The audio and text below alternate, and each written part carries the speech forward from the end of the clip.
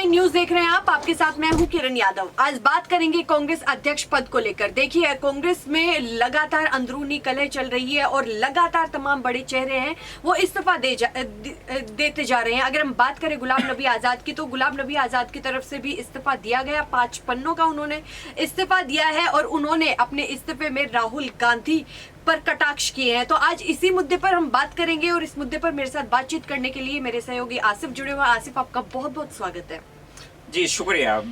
आसिफ, देखिए, कांग्रेस की अभी सीडब्ल्यूसी की बैठक हुई है। उनकी तरफ से कहा गया है कि 17 अक्टूबर को वोटिंग होगी, 19 अक्टूबर को नए कांग्रेस अध्यक्ष पद अपनी ताजपोशी कर लेंगे और यानी कि दिवाली से पहले कांग्रेस को नया अध्यक्ष मिल जाएगा। आप क्या कहेंगे इस पर?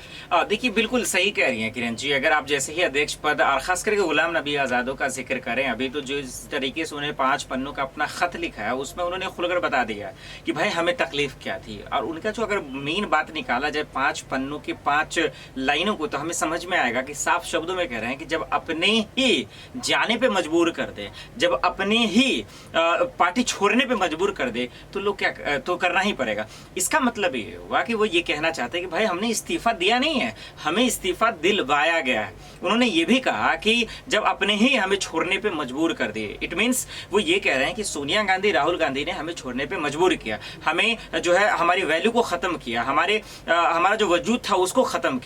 और सबसे अहम बात, हमसे मशवरा ही नहीं लिया जा रहा था, हम कहाँ हैं, हमारी जगह कहाँ है, इन सब को जो है नजरअंदाज किया जा रहा था।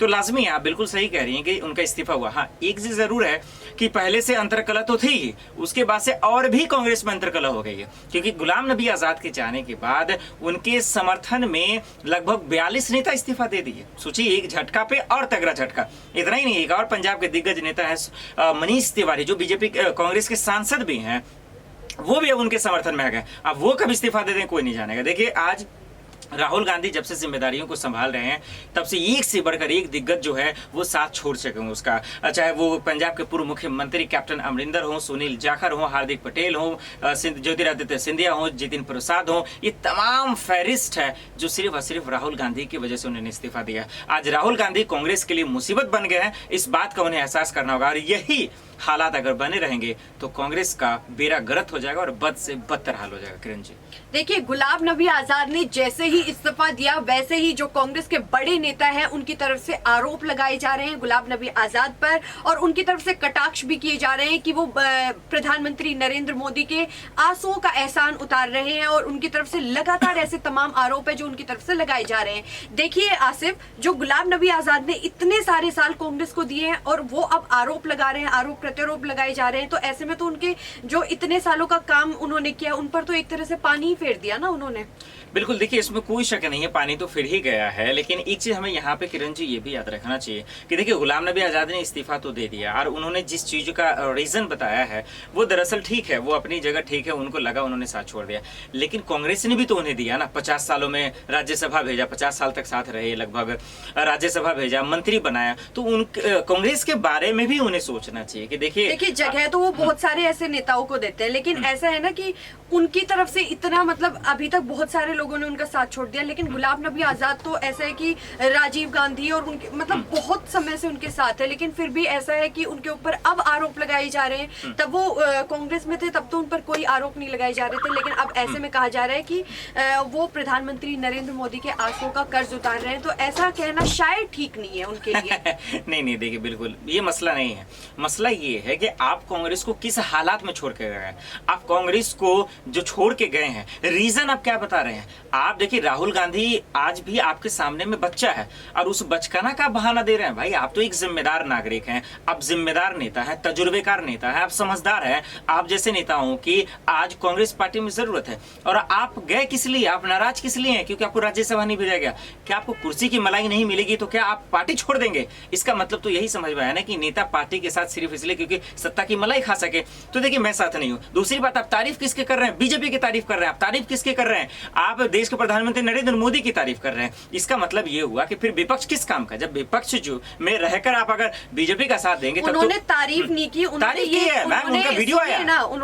किरण मैम, मैं क्लियर कर दूं, मैं एक चीज क्लियर कर दूं, मैं प्रधानमंत्री मोदी को क्रूर समझता था। सुनिए ना, मैं उसी चीज को क्लियर कर दूं कि जब उन्होंने इस्तीफा दिया तो उनकी वीडियो आई है, बजब मेरे पास अवेलेबल है वीडियो, और उसमें साफ उन्होंने कहा कि आज देश का सबसे ईमानदार प्रधानमंत्री नरेंद्र मोदी है। व्हाट इज मीन्स, क्या निकालिएगा इसका मतलब? यही तो होगा ना कि आप एक विपक्ष में रहकर आप उनकी तारीफ कर रहे हैं। साफ साफ बोलिए ना कि मलाई खाने के लिए गए हैं, कांग्रेस में नहीं मिल रहा था क्योंकि लेकिन सत्ता में उन्होंने नहीं। तो ये भी कहा है ना कि मैं भारतीय जनता पार्टी के साथ तो नहीं जाऊंगा। गठबंधन करेंगे ना, अपनी पार्टी बनाएंगे, साथ में जाएंगे। आप कैसे कह सकते हैं कि गठबंधन? उन्होंने ऐलान किया ना कि मैं पार्टी बनाऊंगा।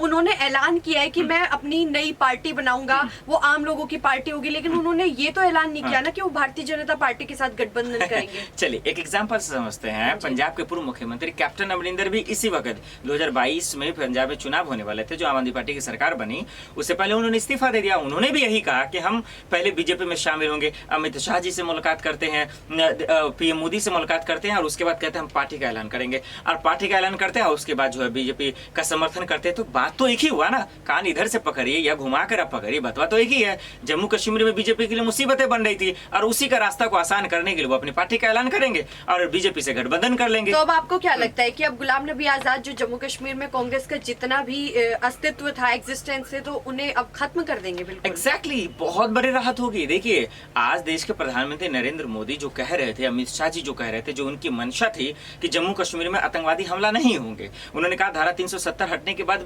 जो है लोगों को रोजगार मिलेगा, खुशहाली आएगी, विकास आएगा, लेकिन बेरा गर्क उसके बाद और होते गया।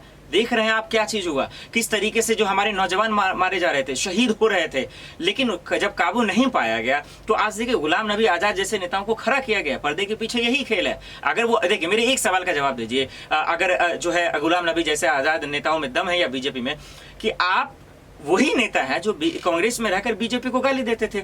ये सुनील जाखड़ है, हार्दिक पटेल है, ये तमाम नेता बीजेपी को गाली देते थे। लेकिन राजनीति का उसूल ही तो यही है ना कि क्लियर करने दीजिए ना, मुझे क्लियर करने दीजिए ना। आरोप ठीक है, वो आरोप प्रत्यारोप अपनी जगह, ये तमाम नेता वो हैं जो बीजेपी को कोसते थे, गाली देते थे।